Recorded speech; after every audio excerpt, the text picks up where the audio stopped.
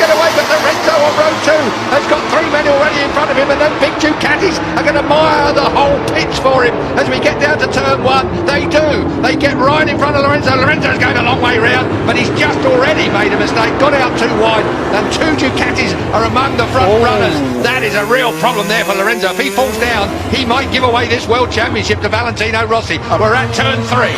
Thomas Vargo right behind him, both Iannone and Dovizioso in front of Lorenzo. He's attacking though. There he goes, straight through. Lorenzo knows that he can't hang about. Those Ducatis haven't been brilliant in some of the turns this weekend. Not quite as quick as we might have expected, but in a straight line, the Ducatis are certainly going to get in the way of everything else out there. They are unequalled in top-end power. Having said that, they're not bad out on that flip-flop, are they? Look at him. Lorenzo's got a problem here. It looks a bit like Phillip Island, doesn't it? Wait for the Ducati to pick up its skirts and just blast on past. On board with the Dukes, looking at Horgate is not what will we have a new 2050? Is that Dovizioso as well? Unbelievable! For the factory Ducatis, clattered in belief. The longer one, it's the faster one. They're up to 210 mile an hour, but I don't think they're anywhere near enough to make a pass anywhere here. Look at Lorenzo now on the racetrack. Both these men have looked at each other in the strangest possible way. There is absolutely no way they're on each other's Christmas card list this year. Valentino Rossi versus Marc Marquez, off track and on it. It has been a hell of a week, starting on Thursday night when Valentino Rossi threw a grenade, but I reckon if he's not careful, it might roll back under his bumper. I think you are right. There's Crutchlow looking good in. Where did he go through that sector? In 9th place. Got to be careful with tyre management around here as well, though, Julian. It is hot and steamy, but these tyres won't last the full distance. If you spin them up, you've got to stop them from spinning. You've got to be a little conservative, and there's no man better than Valentino Rossi when it comes to conserving tyres.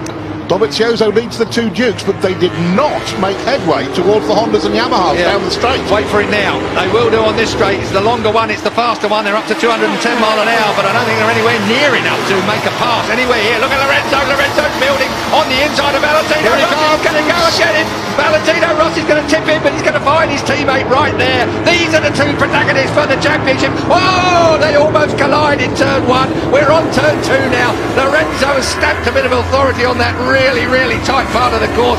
45 mile an hour, and they've got a knee in each other. Incredible, and it's not going to stop yet. That captain is out of date already. That's more like it. So already we've got the 2 Hondas off and running, but Valentino Rossi has got to snap straight back at Lorenzo. Lorenzo, when he gets in his stride, he has looked fast round here. It was a shock to him and the rest of the world when Valentino Rossi found that sector 4. I don't know where he found the pace from. We hadn't seen it all week, to bump Lorenzo off the front row in qualifying. It was a remarkable end of lap from Valentino Rossi. We know he's got the talent to do it, and he will want to snap straight back at Lorenzo and not let Lorenzo get away. Look how close they're running here. Keith, no jump starts to mess things up, I'm glad to inform you. Well, we've already lost Damien Coughlin. He's crashed the ART. I'm slightly amazed that Iannone is not the Duke that's challenging here. It's Dovizioso. He didn't look all that well when he was down on the grid. He looked very pale. It's very hot. It's humid. It's hard to work from a rider's perspective here. As we take a look back down the order to see Lorenzo slide up the inside, he left it just to perfection, and then straight away, look at Rossi turning it tight to try and get it back, but Lorenzo wasn't having any of it. He rode the Italian up onto the curb. That's where Iannone's gone. He's got problems. That's where Iannone's gone. No wonder, Keith. That is another mechanical problem. Not 2 in 3 races. Yeah, there's hardly any wind over his wings. So out goes the GP15. We are back at the front with the main protagonists.